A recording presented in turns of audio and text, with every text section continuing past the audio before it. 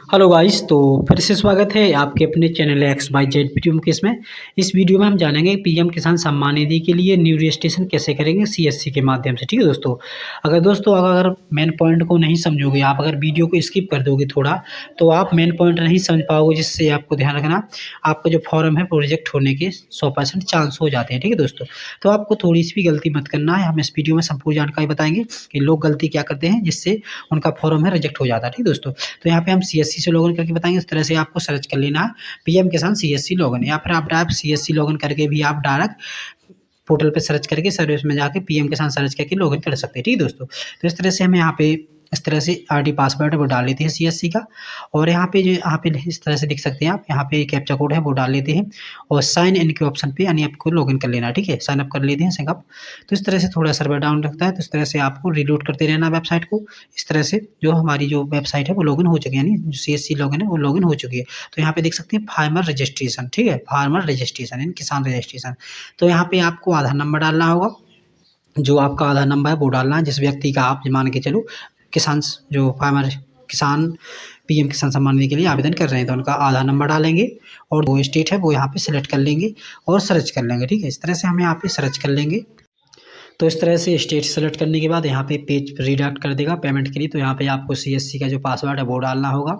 इसमें आपको 15 रुपये पेमेंट के लिए बोला जाता है, लेकिन आपको 5 रुपये 3 पैसे डिडक्ट होंगे। ठीक है, वॉलेट से। ठीक है, और यहाँ पे वॉलेट पिन है वो डाल लेना सीएससी का, और यहाँ पे पे नाउ के ऑप्शन पे पे के ऑप्शन पे क्लिक कर देना। जैसे हम पे के ऑप्शन पे क्लिक कर देना तो इस तरह से पेमेंट सक्सेसफुल हो चुका है। यहाँ पे देख सकते हैं आप, इस तरह से पेमेंट सक्सेसफुल हो चुका है। यहाँ पे इस तरह से हमारे सामने ऑप्शन दिखाई देगा, यहाँ पे इंटर मोबाइल नंबर डालना होगा, रजिस्टर मोबाइल आधार से। अगर है आधार से लिंक तो डाल सकते हैं, नहीं है तो भी डाल सकते हैं, कोई भी नंबर डाल सकते हैं। कोई ज़रूरत नहीं है कि आधार से लिंक होना चाहिए। ठीक है, क्योंकि आप फिंगर से केवाईसी करेंगे। तो यहाँ पे इस तरह से आपको जो ओटीपी है वो यहाँ पे फिल कर लेना है।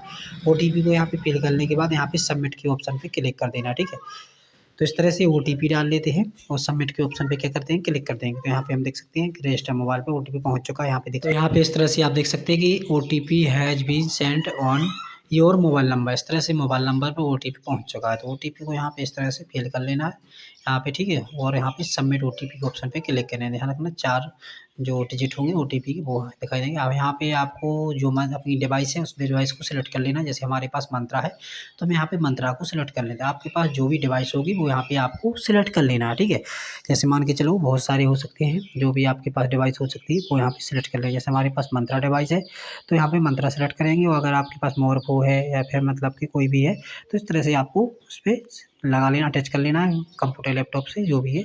और यहाँ पे कैप्चा के ऑप्शन पे फिंगर, ठीक, कैप्चा 4 केवाईसी मंत्रा के ऑप्शन पे इस तरह से क्लिक कर लेते हैं, और यहाँ पे सबमिट सक्सेसफुल हो चुका है captcha.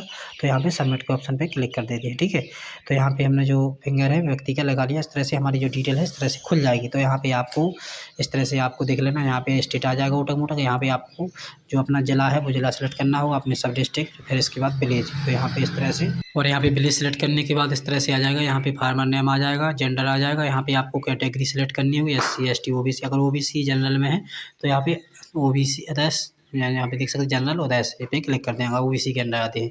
SC ST automatic select कर देना, आपको कलेक्ट कर देना है। ठीक है, वो अपने हिसाब से भर देना है। यहाँ पे आपके पास ज़मीन कितनी है, 5 हेक्टेयर है या फिर मतलब कि 1 से 2 हेक्टेयर है तो स्मॉल 1 से 2 हेक्टेयर क्लिक कर देना है। ठीक है, अगर ज़्यादा है तो उस पर अदर्स पे क्लिक कर सकते हैं। ठीक है, अब यहाँ पे जो मोबाइल नंबर ऑटोमेटिक भर जाएगा, आधार टाइप, प्रूफ ऑफ आइडेंटिटी के लिए वोटा मोटा आ जाएगा, वो एड्रेस आ जाएगा, सब कुछ इस तरह से पिन कोड आ जाएगा, पिताजी का नाम आ जाएगा। यहाँ पे आखिरी लैंड रजिस्ट्रेशन आईडी डालनी होगी। ठीक है, लैंड रजिस्ट्रेशन आईडी ध्यान रखना है दोस्तों, वो सही डालना है, नहीं तो आपको फॉर्म है वो रिजेक्ट हो जाएगा। लैंड रजिस्ट्रेशन आईडी होती है, आप अगर खसरा नंबर काढ़ो तो यहाँ पे लैंड रजिस्ट्रेशन आईडी मिल जाती है। ठीक है, तो यहाँ पे वो डाल देना, फिर इसके बाद राशन नंबर वो डाल देना, इसकी डेट ऑफ बर्थ वोटा मोटा आ जाएगी। यहाँ पे आप देख सकते हैं एक्सेप्ट फॉर पीएम किसान मानधन योजना, इसका लाभ लिया है, नो या यस कर देना। ठीक है, अपने हिसाब से। अब यहाँ पे नीचे आ जाना है, यहाँ पे देख सकते हैं ओनरशिप लैंड हाउड। ठीक है, इस तरह से ज़मीन सिंगल की है या जॉइंट की है, यानी बहुत सारे लोगों की है तो जॉइंट करेंगे, नहीं सिंगल खुद की है अकेली तो यहाँ पे सिंगल कर सकते हैं। यहाँ पे आपको देख सकते हैं, यहाँ पे इस तरह से हमारे सामने दिखाई देगा। अब यहाँ पे देख सकते हैं, यहाँ बगल में दिखाई देगा ऐड। तो हम ऐड के ऑप्शन पे क्या करना है, क्लिक करना है, क्योंकि हमको जो ज़मीन की वो जानकारी है वो यहाँ पे दर्ज करनी। यहीं पे समझने वाली बात है कि दोस्तों यहीं पे भूल गए तो आपको दिक्कत हो जाती है।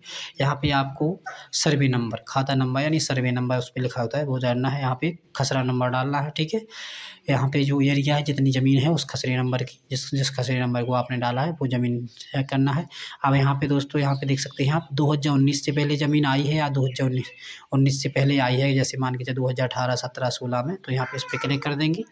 अगर 2019 के बाद आई है, जैसे 2020, 21, 22, 23 इस तरह से, तो यहाँ पे आफ्टर 2019 यानी 2019 के बाद आई तो आफ्टर पे क्लिक कर सकते हैं। नहीं तो अगर 2019 से पहले आई तो बिफोर पे क्लिक कर देंगे। ध्यान रखना दोस्तों, अगर बिफोर पे क्लिक करेंगे तो आपका फॉर्म नहीं रिजेक्ट होगा, क्योंकि आपकी 2019 से पहले आनी हुई चाहिए।